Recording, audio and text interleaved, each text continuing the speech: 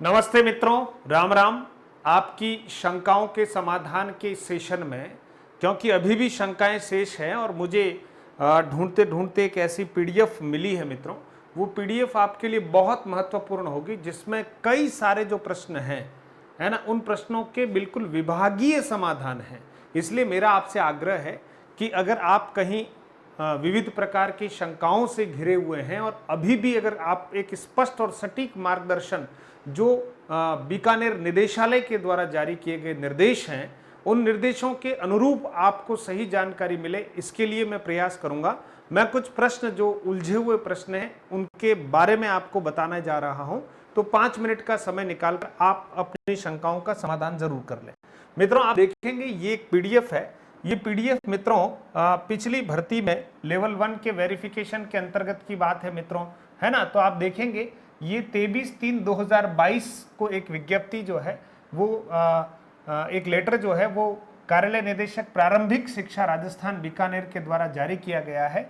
जिला शिक्षा अधिकारी मुख्यालय प्रारंभिक समस्त राजस्थान के सभी जिला शिक्षा अधिकारियों के नाम एक लेटर जारी किया गया है और विषय जो है राजस्थान प्राथमिक और उच्च प्राथमिक विद्यालय अध्यापक भर्ती 2021-22 अंतर्गत अध्यापक लेवल प्रथम सामान्य शिक्षा विशेष शिक्षा के पदों पर सूचीबद्ध किए गए अभ्यर्थियों के लंबित प्रकरणों के संबंध में, क्योंकि बहुत सारे विद्यार्थियों के डॉक्यूमेंट वेरिफिकेशन के बाद जो प्रकरण लंबित रह गए हैं, कहीं कहीं उनके ऊपर आक्षेप लग गया है, तो उनका युक्ति युक्त उत्तर जो है वो निदेशालय के द्वारा दिया गया है। यानी उनके जो ऑब्जेक्शन लगे हैं वो ऑब्जेक्शन हमारे काम आ सकते हैं। इसलिए ये पीडीएफ मुझे प्राप्त हुई, तो मैंने सोचा कि क्यों नहीं आप तक ये जानकारी पहुंचा दूं, क्योंकि ये आपके लिए सबसे महत्वपूर्ण जानकारी है ना मित्रों। तो अब देखिए, दस्तावेज सत्यापन उपरांत पात्रता जांच दल द्वारा रखे गए लंबित प्रकरणों का निम्नानुसार निस्तारण करावें। समझ गए, जांच हो गई और जांच दल ने जो आक्षेप लगाए, अब उन आक्षेपों का किस तरह से निस्तारण करना है, तो हमारी भी जांच होगी, हमारे भी आक्षेप लगेंगे, तो हम कोशिश करें कि हमारे ये आक्षेप कहीं आ रहे हो तो उनको हम पहले से ही निस्तारित कर लें, ताकि आक्षेप लगने जैसी बात ही नहीं हो। देखिए मित्रों, इसमें प्रश्न पढ़ रहा हूं मैं। प्रकरणों में की जाने वाली कार्रवाई इधर स्पष्ट रूप से लिखी हुई है। जैसे अभ्यर्थी दस्तावेज सत्यापन हेतु निर्धारित तिथि को अनुपस्थित रहा, वांछित दस्तावेज अपलोड नहीं किए, तो क्या होगा। जो दस्तावेज अपलोड करने थे वो नहीं किए तो क्या होगा। तो देखिए, दस्तावेज सत्यापन हेतु अंतिम निर्धारित तिथि, ये तिथि पुरानी है, तक अथवा विभाग द्वारा दस्तावेज सत्यापन हेतु तिथि बढ़ाए जाने पर निर्धारित अंतिम दिनांक तक अनुपस्थित अभ्यर्थी को दस्तावेज सत्यापन का अवसर दिया जाए, उनको भी एक अवसर दिया जाए। अभ्यर्थी न्यू पोस्टिंग मॉड्यूल पर रजिस्ट्रेशन कराते हुए वांछित दस्तावेज अपलोड करने होंगे। यानी हमारे यहाँ अभी जो मॉड्यूल अलग से जो स्क्रूटनी फॉर्म है, उस समय जो अलग से मॉड्यूल था, तो मित्रों वांछित दस्तावेज अपलोड करने होंगे। यानी इससे ये प्रतीत होता है कि कहीं कुछ आप चूक गए हों, तो हो सकता है कि कुछ वांछित दस्तावेज पुनः अपलोड करवाएं, है ना, 30 तारीख के बाद भी, जब आपकी भौतिक सत्यापन हो जाए उसके बाद। फिर देखिए, पात्रता जांच दल द्वारा क्या टिप्पणी अंकित करनी है। पात्रता जांच दल द्वारा क्या टिप्पणी अंकित करनी है, उसका भी उत्तर दिया गया है। किसी अभ्यर्थी द्वारा एक ही सत्र में दो अलग अलग विश्वविद्यालयों संस्थानों से अलग अलग विषयों में नियमित एवं स्वयं पाठी छात्र के रूप में डिग्री या डिप्लोमा अर्जित की गई, तो उनको क्या करना है। मित्रों, ये बहुत महत्वपूर्ण मुद्दा है, जिसके बारे में अक्सर जो है बच्चे प्रश्न पूछते रहते हैं। तो राज्य सरकार के पत्रांक पार्ट है ना 4/5/2010 पत्रांक के अनुसार, यदि किसी अभ्यर्थी द्वारा एक ही सत्र में दो अलग अलग विश्वविद्यालयों से अलग अलग विषयों में नियमित एवं स्वयं पाठी छात्र के रूप में अर्जित डिग्रियां डिप्लोमा मान्य है। अब आप देख लो, ये आपकी शंकाओं का समाधान हो गया। आपने एक सेम सत्र में एक डिग्री जो है वो रेगुलर की और एक डिग्री जो है वो आपने प्राइवेट के रूप में, स्वयं पाठी के रूप में अलग विश्वविद्यालय से की है, तो मान्य है। मित्रों, विश्वविद्यालय अलग अलग होने चाहिए, एक नियमित कोर्स होना चाहिए और एक प्राइवेट या स्वयं पाठी के रूप में कोर्स होना चाहिए, तो वो मान्य है। इसलिए बहुत सारे बच्चों का ये जो जिज्ञासा का विषय है, ये समाधान होता है यहाँ पर। ठीक है मित्रों, यदि माध्यमिक, उच्च माध्यमिक, स्नातक, डीएलएड की अंक तालिकाओं डिग्रियों में अभ्यर्थी के स्वयं का अथवा अभ्यर्थी के माता पिता के नाम में स्पेलिंग की त्रुटि हुई है, तो क्या करना है। कितना महत्वपूर्ण प्रश्न, जिसके बारे में हम बता ही रहे हैं। अभ्यर्थी के स्वयं के नाम अथवा माता पिता के नाम में आवेदन करते समय स्पेलिंग की त्रुटि रही है, तो ऐसी स्थिति में संबंधित अभ्यर्थी से शपथ पत्र प्राप्त कर अभ्यर्थी को नियमानुसार पात्रता जांच की जाए। ये मैं कह ही रहा था कि आपको शपथ पत्र लगा देना है और फिर पात्रता जो दल है या जांच दल जो है वो आपकी उपयुक्त रूप से जांच करेगा, आपको बाहर नहीं निकाला जाएगा। अब महिला अभ्यर्थी के विवाह उपरांत उपनाम में परिवर्तन होने पर, है ना, विवाह उपरांत महिला के उपनाम में परिवर्तन होने पर और उसका मूल नाम माध्यमिक अंकतालिका के अनुसार होने पर पात्रता की जांच की जाए, है ना। तो उपनाम में परिवर्तन होने पर उसका मूल नाम और उसमें जांच कर ली जाए।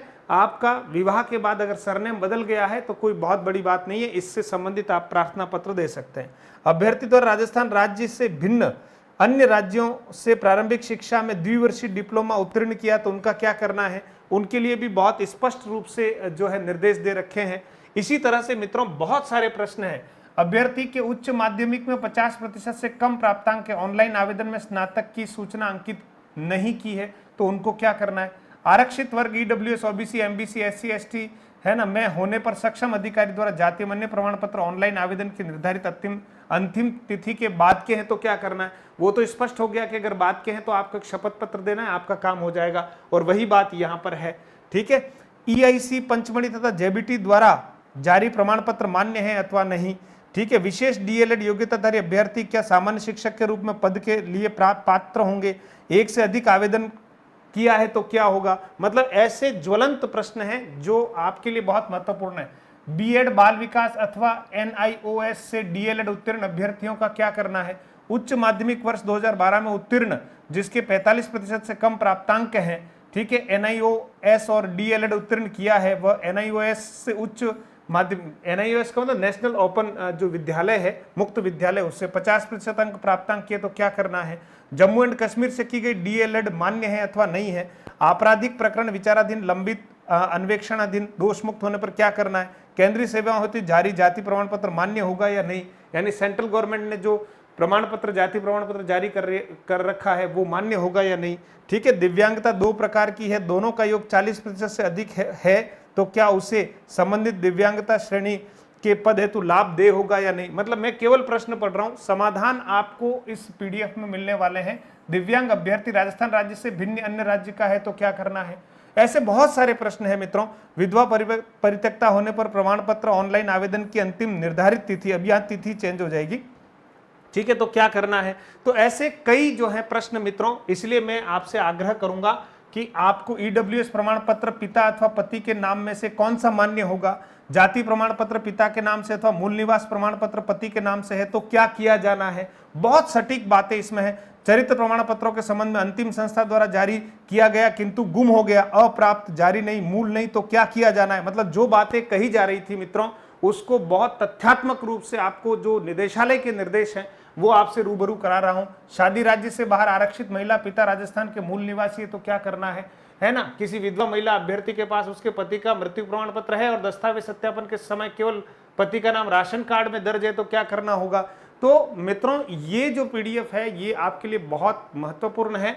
तो मेरा आपसे आग्रह है कि ऐसे लगभग यहाँ पर आप प्रश्नों की संख्या देखेंगे तो 46 प्रश्न हैं, यानी ये प्रश्न जो है यानी समस्याएं हैं उनके समाधान सामने पीडीएफ में दे रखे हैं। मेरा आपसे करबद्ध आग्रह है कि आप इस पीडीएफ को बहुत अच्छे से देख लीजिएगा। और पीडीएफ देखने का जो माध्यम है मित्रों वो है हमारा टेलीग्राम चैनल, ठीक है। ज्वाइन करने के कोई पैसे नहीं लगते मित्रों, आपकी सुविधा के लिए, आपकी जानकारी के लिए आप इस टेलीग्राम चैनल को ज्वाइन कर लीजिएगा। मधुरम हिंदी के नाम से टेलीग्राम चैनल है और इस वीडियो के डिस्क्रिप्शन में टेलीग्राम चैनल का लिंक है, तो आप जरूर उसको ज्वाइन कीजिएगा। मैं ये आप वीडियो देख रहे हैं और ये टेलीग्राम में शेयर भी कर दिया गया है, तो आप इस पूरी पीडीएफ का बहुत अच्छे से अध्ययन कीजिएगा। इधर उधर भटकने की जरूरत नहीं है, बहुत सारे प्रश्नों के उत्तर आपको मिल जाएंगे। आशा करता हूं ये जानकारी, ये पीडीएफ है ना और ये वीडियो आप सभी के लिए बहुत लाभप्रद रहेगा।